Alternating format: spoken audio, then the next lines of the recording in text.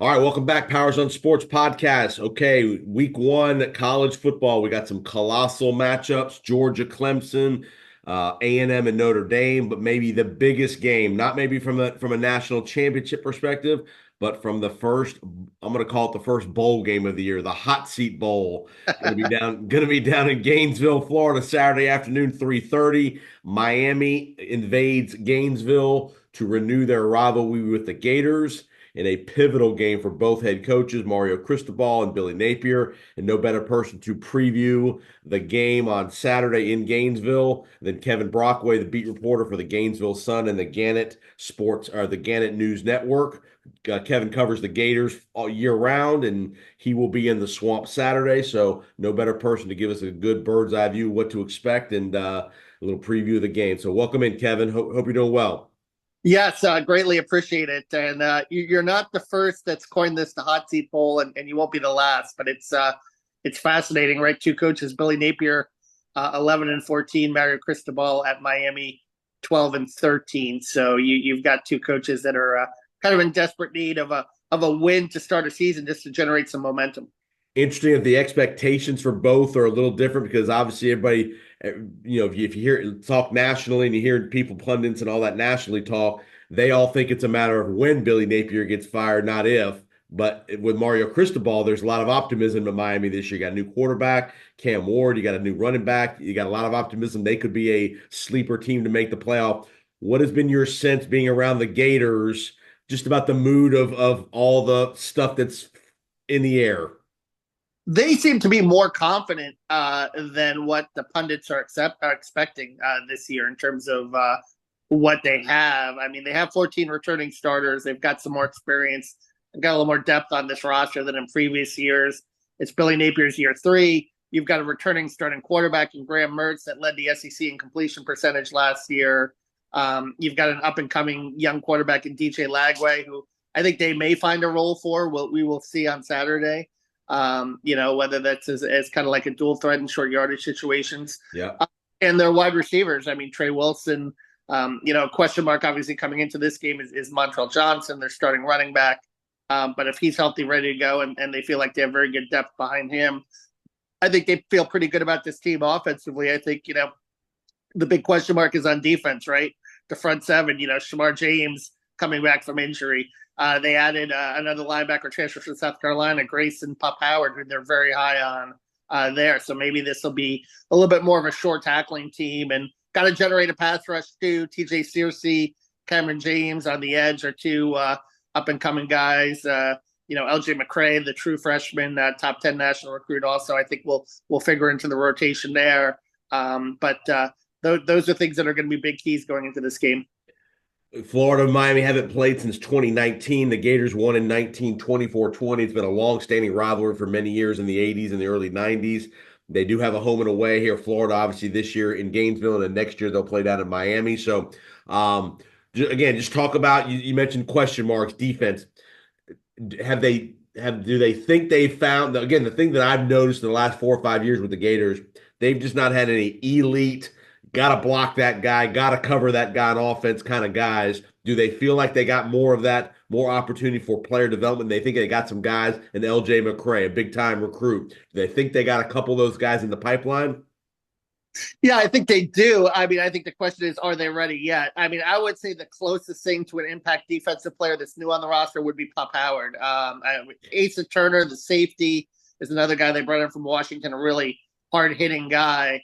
Another guy that's really developed well in the secondary is Jordan Castell. He's had a couple of interceptions in some false scrimmages here. He's a guy that started 11 games as a true freshman. I think he's someone that's maybe ready to take the next step. And I think this is a big year for the two corners. Jason Marshall, who had 10 pass breakups last year, but no interceptions. And then, Devin Moore, in terms of staying healthy, is a guy that's got a lot of ability, is kind of like a 6'3", a bigger rangier corner that can match up with some bigger receivers. But durability has been a big question mark with him. But those two guys, I think, they only had 3 interceptions last year. That was last in the SEC. Probably one of the worst as well in all the country. I mean, that's an area where the new secondary coach, Will Harris, is really emphasizing on being more of a ball hawking team. I think in this game against Miami, they're going to have to generate a few takeaways because line of scrimmage, Miami definitely has the advantage, and they're going to want to run the football. But with the quarterback like Cam Ward coming into the swamp, 90,000 people, that might be your best bet, chance to beat him is to force him into a couple of mistakes and get some momentum that way. That was going to be my next question. Was going to be about the trenches. I mean, obviously, we know Mario Cristobal is an offensive line guy. They've built a good offensive line. They've got Damian Martinez, the Oregon State running back, who they're gonna lean on heavily if it's not Cam Ward. Does Florida believe that they're ready in the trenches to be able to compete there?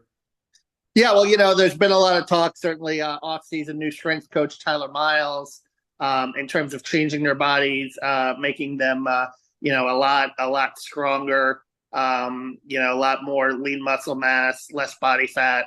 So I think they feel like they're going to be a more physical team. And I think too, just the maturity, the fact that you have guys that are a little bit older now, you've got some juniors, you've got some seniors on the defensive line, even some sophomores that played last year as redshirt freshmen. I think your bodies, obviously tend to physically mature as you get older, and that's going to result in maybe a little better physicality up front. That's going to be a huge key of the game. I think stopping the run, especially, not allowing Miami to kind of set that tone where they can, control the game on the ground. Depth-wise, obviously, heat's going to be a factor. It's 3:30 Saturday. It's going to be scorching hot. Potentially, you could have a weather delay. Who knows? Does Florida feel like depth-wise that they're pretty good in the two deep, that they can again, whether it's offensive and defensive lines or corners or wherever they need depth-wise, do they feel like they're pretty good two deep? Yeah, Billy Napier said best roster he's had since he's been here. So I think he feels pretty confident in the two deep in terms of guys that can come in and step in. And I think they're going to rotate a lot on the defensive line and on the edges. You're going to see that for sure. Linebacker, you've got, Derek Wingo, you got Ron Moten, you got the two young guys, Aaron Childs, Miles Graham, who I think are going to help out there a little bit as well. So I think you've got some guys in the front seven that you're going to see shuttle in and shuttle out pretty regularly, which is going to help. And then the offensive line, which I think is going to be a huge key in this game as well. Keeping Miami's pass rush at bay. Billy Napier says he has 4 tackles he feels comfortable playing. Obviously led by Austin Barber, who is coming off shoulder surgery and was the freshman All-American 2 years ago. He's going to be huge in this game in left tackle. I think that matchup with Ruben Bain, he has got to be able to neutralize him because I remember going to the Miami Clemson game last year, and Bain wrecked that game. Yeah, and he's a guy that's capable of taking the game over on the defensive line by himself. Offensively, real quick on the offense, and then we'll wrap it up here.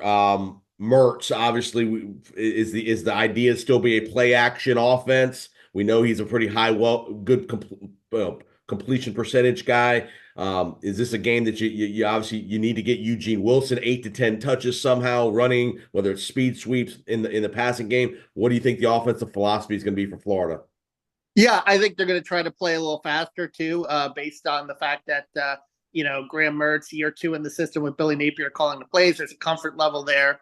Graham's a very high football IQ guy. I think that's his main strength, and his main strength is short to intermediate. Now, the big question is, last year, only 14 pass plays of 30 yards or more. That was second to last in the SEC, generating the deep ball. And these fans here clamor for it. I mean, they just want to return to the Spur area. They want those big, deep, explosive plays.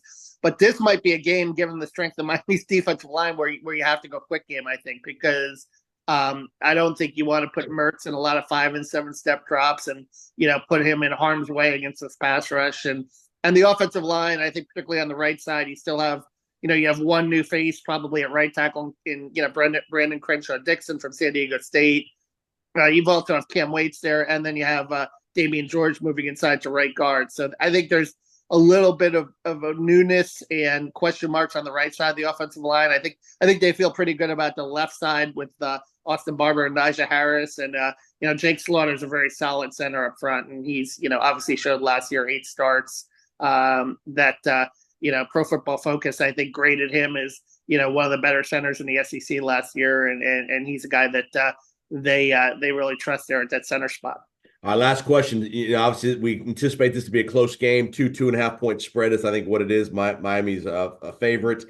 Special teams. Obviously, last year we saw there were some issues with Napier and the special teams early in the Utah game.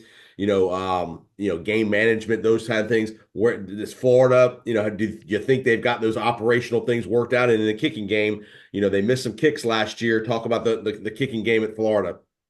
Well, I think too with the kicking game, I think they're more settled now with Trey Smack as the guy. I mean, Smack was 17 to 21. Obviously last year Mahalik started the season as a starting kicker. He really struggled, so they had to go to Trey Smack. And Smack was 11 for 11 inside 40 yards. He's pretty solid inside 40, yep. 6 of 10 from beyond 40. Croshaw is an excellent punter, as you know. I mean, yep. He's that can flip the field. He had 6 punts for 60 yards or more. And then, they brought in Joe Houston as a special teams analyst in the offseason, former kicker from USC and a former Iowa State special teams coach who last year was with the Patriots under Bill Belichick. And Joe Houston, is an interesting guy. He brought the launch pad, which is something that's they hope help them line up. Like it's almost like this little twister mat that they have on the sideline to make sure they have all 11 guys in position. Because as you know, last year, obviously they had a lot of issues with only having 10 guys on the field on field goal, that nature. So I think they're hoping to get those issues fixed up. And I think nothing will look worse optically for Billy Napier this year if those exist. I mean, that's something that Florida fans, they really don't like. They like to see, as Steve Spurrier said, they want to see the football a little more tidy. That's a good word. Yes, I agree with that. Because again, I think Billy Napier's future not necessarily won't be the wins and losses, will be how they look when they lose. If they lose competitively and they seem like they're buttoned up, that's a different story as opposed to, like you said, 10 guys on the field, penalties, wasted timeouts, things like that. How do you see this game going? Do you think this is a game in the high 20s, low 30s, or do you think it's more of a defensive game? I think it's going to be a mid-20s game. I picked Florida to win 28-24. I think Florida's gonna, get a few takeaways. I mean, I followed Miami for a while, and the one thing I know about watching Miami football is they tend to turn it over in bad spots. And I think this is a game in the swamp. Kim Ward's first start with a new offense, I think that could play a factor. The combination of the crowd noise and just the fact that you have so many new faces on this Miami offense, certainly talented, but prone to mistakes, that's going to be. But if Miami plays mistake-free football, I think on paper the Hurricanes have a better team. All right, well, you can find Kevin's great work. You'll be able to see his wrap-up on Sunday at the Gainesville Sun. You can find Kevin on X and Twitter. Kevin Brockway G1 does great work, again, year-round covering the Gators, but obviously now we are in the prime season of football, and you can check all Kevin's work online. He, again, does a great job covering the Gators for the Gainesville Sun. Appreciate the time, Kevin. Enjoy the games Saturday. All right, thank you very much.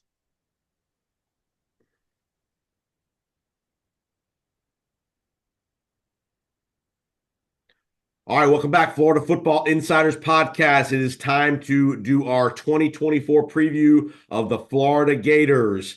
Gators coming off of a 6-7 year in 2023. A lot of heat on Billy Napier. Questions to be answered. Brutal schedule, which we'll get into here in a little bit, but no better person to talk to. Give us a great insight on what the Gators look like coming into their clash on Saturday into the swamp against Miami. Kevin Brockway, beat writer for the Gainesville Sun. You can find Kevin on Twitter at Kevin Brockway G1, so where you can find his great work. And Kevin will be in the building Saturday for the for week 1 there with the Hurricanes coming to town, the state of Florida foe, which this podcast is all about, our state of Florida teams. Welcome into the podcast, Kevin. Yeah, hey, it's a pleasure, and certainly it's that time of year, right? We're in August, and it's a time for optimism for everyone. This is everybody's 0-0. Everybody has championship dreams. I think certainly the mood at Florida is, maybe not college football playoff, but, they want to see progress. And they're hopeful that Billy Napier in year 3 and with the experience returning on this roster, that will result in a little better showing in the win-loss ledger and maybe a return to a bowl game. Being around Billy for a couple of years now, what have you sensed in Billy's development as a head coach? Maybe that he's gotten better at. Maybe I know he's calling plays this year, so that's a little more of a focus on calling plays on the offensive side. What have you're just being around him from a head coaching perspective? What have you noticed about him in the last couple of years? I think this year with us, he's been a little more relaxed this year, and he seems to have a little more confidence in this roster, maybe even than what some of the national pundits are expecting here. But I think too that I think he's been willing to adapt. Listen, he got rid of Corey Raymond and Sean Spencer in December, which he thought was going to be a move better for the defense. And in doing so, he may have lost a few recruits in that ballyhoo class, including Xavier Filsaime, who went to Texas. So I think he sacrificed that for a situation where he wanted to see a little more cohesiveness on the field. And certainly, he's been willing to address some of the problems that he's had the first 2 seasons in 11-14. He hasn't stood by and stood pat in certain areas. Certainly bringing in Joe Houston as a special teams analyst after the special teams issues last year, bringing in a couple of guys Will Harris and Gerald Chapman, secondary coach. And then obviously, he lost Jay Bateman to Texas A&M, but he quickly recovered and got Ron Roberts. So I think it was a pretty good hire. A linebackers coach and a co-defensive coordinator, a veteran guy who was at Auburn, who I think is going to help Austin Armstrong along a little bit in terms of, dealing with some of these SEC offenses. Defensively, you mentioned Austin Armstrong. What a pretty aggressive style. Do they have the personnel? Does he believe they got the personnel to do what he wants to do on defense, or is it still kind of a work in progress? Where you see them on just philosophically on defense? Yeah, I think what they're trying to do on defense is just be a little more sure, be a little more sound, be more physical, tackle better, and create more takeaways. And that was a huge issue last year. Only 7 turnovers forced. That was last in the SEC. Wow. 7. To be more of a ball hawking defense, opportunistic, and then also to just the fundamentals, tackling better, being more physical at the point of attack. Pass rush too, I think, is another area where they'd like to see improvement as well. And it's just going to be an all around. I will say this about the defense though. First month of the season last year, they were actually pretty good. I mean, they actually, they played well at Utah, even though they lost. And they held Charlotte to 7 points. They held McNeese State to 7 points. They held, Tennessee. They got a big turnover in that game. Devin Moore held them to 16 points. Held Josh Heupel's kind of high-powered offense with the Swamp to 16 points. It really started to turn in October. And what I think was the big issue, and it really crystallized in November when they lost Shamar James, is the depth. The lack of depth on that side of the ball. And I think they feel like they're a little deeper. They've made some transfer portal additions.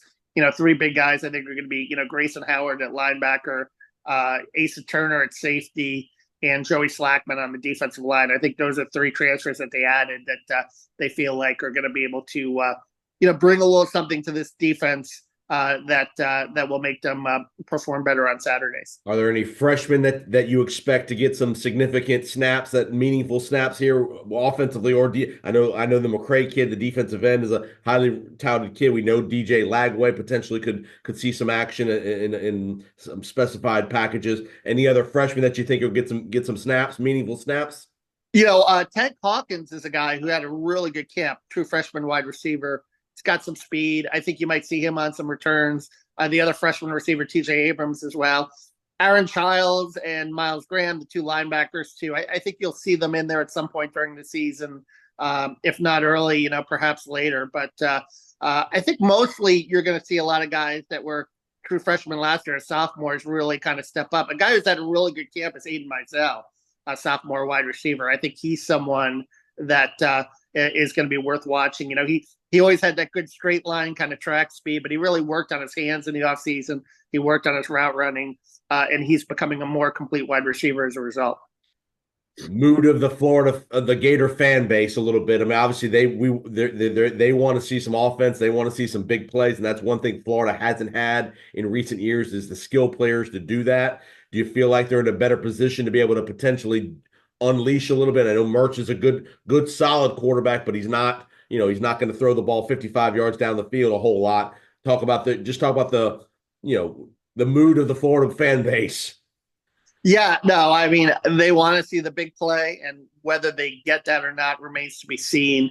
I think it's going to depend on matchups, but a lot of it is Billy Napier's offense, I mean, going back to Louisiana, it's, run, set up the play action, and then hit the deep ball.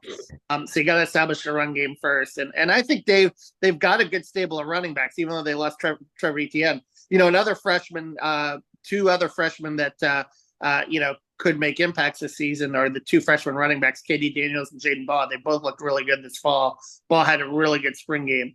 So, he's another guy that I think you'll see a little bit, especially with Montrell Johnson kind of questionable coming into this Miami game. I'm hearing he may play, but, maybe you put him on a pitch count. Maybe you give him only 5 or 10 carries and let that knee get back to fully 100% for Texas A&M. But I do think that, they feel good about, the ability to, just kind of, start off with the run game and then work from there to the pass game. But I think that, fans might be upset in certain games if they go quick, but it's going to depend a lot on the offensive line too and their ability to protect. And we know last year that was a big issue. Obviously, 39 sacks allowed. Eugene Wilson, to me, he's their most dynamic player on offense. He's the guy that can be a game breaker to some degree. Is this going to be a situation? Do you believe that Mertz, when it's 3rd and 6, 3rd and 8, that he's going to really lean on Eugene Wilson? Yeah, I think Billy Napier's line is, we're going to get our money's worth from Eugene Wilson. So yeah, I think he's the guy. He proved it last year. 5'10", 180. So I mean, durability is always a concern there. He got a little stronger, I think, which helped. But you can't tackle what you can't catch either. And I think that he's a shifty guy, and he's just a really good route runner. His father is from the Tampa area. Yep. Played obviously with the New England Patriots. I talked to him over the summer, so I think that he comes from good bloodlines, and the fact that he's a worker. I think being the son of a former NFL player, there's something to that. I think they understand, or it's driven home family wise. What it takes to be successful, and he proved that last year as a true freshman. And I think there's more to come for him. It should be a very exciting year for him. Quarterback situation, obviously, Graham Mertz played a lot of football at Wisconsin, now at Florida, back-to-back years at Florida. Obviously, you have the big recruit DJ Lagway in the wings there. What is the plan for DJ? Do they think they're going to maybe get him in, maybe goal line, wildcat situation? What are they thinking, anticipating with DJ Lagway? Possible, but they have to trust him handling the ball. I heard that there were some turnover issues in the spring and even in a couple of these fall scrimmages. So I think it's just going to depend on how he looks in practice week to week. But certainly he's a big body, 239 pounds, 6'2". He's a guy that certainly has a big enough frame where, in a power conference game like Miami or an SEC game, he can still, make some plays. So it'll be fascinating to see. It certainly worked with Chris Leak and Tim Tebow back in 2006. And whether you do that again, because, Mertz is not the most mobile guy. But I think Mertz is the guy. And I really think Mertz is going to have a big year. I predicted, I did a bold predictions today. I predicted 30 touchdown passes from this year. Yeah. I really that, if you look at the history around, college football, a lot of these transfers make jumps in their second year. You look at Jaden Daniels, look at Joe Burrow, you look at Bo Nix, you look at, Michael Penix, all guys that were more productive in their second year as transfers. And I think Graham has the work ethic and the football IQ where he can have that kind of a big year. And I think he's going to need to too, because I do think this defense is still developing and there are going to be a lot of shootout type games this season that they're going to need him to be productive. And speaking of games and shootouts, let's get to the schedule quickly. Obviously, you got a brutal schedule by all accounts. Top 2 or 3 worst schedules in the country as far as opponents that they're going to play. At Tennessee, at Texas, at Florida State. You got a great home schedule if you're a Gator fan. Tremendous home schedule. You got Miami, you got A&M in a couple of weeks, you got Ole Miss, you got LSU. So you have some tremendous home games. Obviously, if you're, how do you navigate that? And is it obviously it's a 1 week at a time league, and I get it, but boy, that is a gauntlet to have to go through to get bowl eligible. Yeah, ESPN, Football Power Index rated is the most difficult schedule in the country. Don't forget UCF too. Yes. Well, the Mighty Knights from down in Orlando. Yep. Gasparilla Bowl champions. Florida's going to try to have to avenge that loss as well. So it's going to be a fascinating schedule and a fun schedule, particularly for a lot of good in-state games with Miami, with UCF at the end of the year with FSU, along with certainly even Kentucky coming to town. A team they've been in a row against. That's going to be the homecoming game. So you've got a lot of games on the schedule where there's opportunity for Florida to really, if they can somehow get through this schedule with 9 or 10 wins with the strength of schedule, then maybe you're talking about sneaking into the college football playoff. But I think really it's going to come down to that week-to-week approach, being able to handle what's in front of you, and being able to stay away from injuries too. The depth is going to be a big, and this roster is a little deeper, and I think can sustain a little more from that front. But I think there are certain guys that you don't want to see get hurt, beginning with number 15 and Graham Mertz. I think that's one of the main ones for sure. And Eugene Wilson too, number 3, is another guy that you're going to want to keep healthy for the full season. And obviously Billy's on the hot seat. Everybody knows it. He knows it. That's not it's not a secret. Everybody knows what the situation is. I don't think, in my view, it's how many games he wins. It's how he looks when they don't win.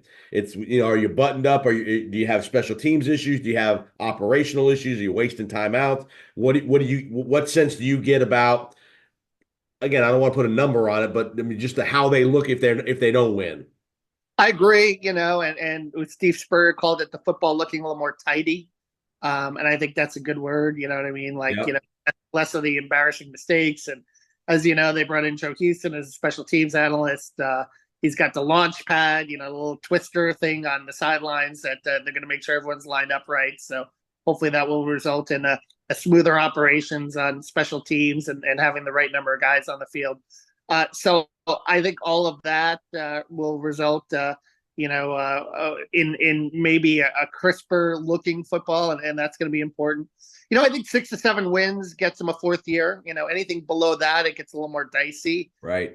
I predicted 7 and 5. I think there's a path to it. I think, especially if they beat Miami, I think they can go 6 and 1 on the front end. Question is the back end, and once the injuries mount. It's a bad time to face the top 12 teams in the country in the last 5 games, which is what you're going to be facing when you're still trying to develop depth within your roster. And I think that's where, that's going to be the month that's going to be really dicey for Florida. And that's when you're going to see, I think, a little bit of, games where they're a little bit overmatched. But I do think they could possibly beat LSU at the Swamp. Yep. And now, listen, what happened in Ireland, now Florida State game as well. And I'm with you. I think the Central Florida. I mean, you can't lose to Central Florida. I think that's a pivotal game just from a optics perspective.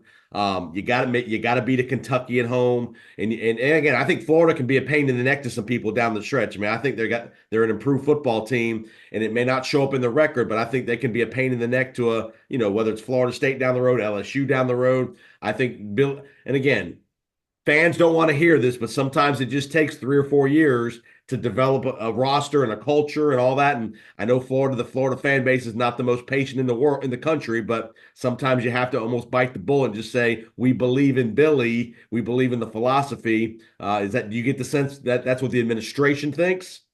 I think the administration, yeah. I think a lot of the hot seat talk is more external than internal. I think if you talk to the people inside the building, they will tell you that Billy Napier is on a lot more secure ground than people outside think. And that, you're in this cycle now, at Florida since Urban Meyer left where, you're going through coaches every 3 or 4 years. I think they would like some stability at this position. I think they love what Billy does off the field. Certainly, they like him as, a guy that is a leader. And I think they believe that he represents the football program the right way. I think just in terms of creating, changing the culture, I think they had the highest GPA last year in program history. So He's doing the right things off the field. It's just that the on-field results need to show now. That's the key. Well, Kevin Brockway, enjoy the year, man. Appreciate the time. Gainesville Sun is where you can find Kevin's great work. You can find, again, every Sunday and Saturday, he'll be putting stuff all over X and Twitter. Kevin Brockway G1 is where you can find him there. Appreciate the time, Kevin. Enjoy the year. We'll be in touch, okay? All right. Thank you very much.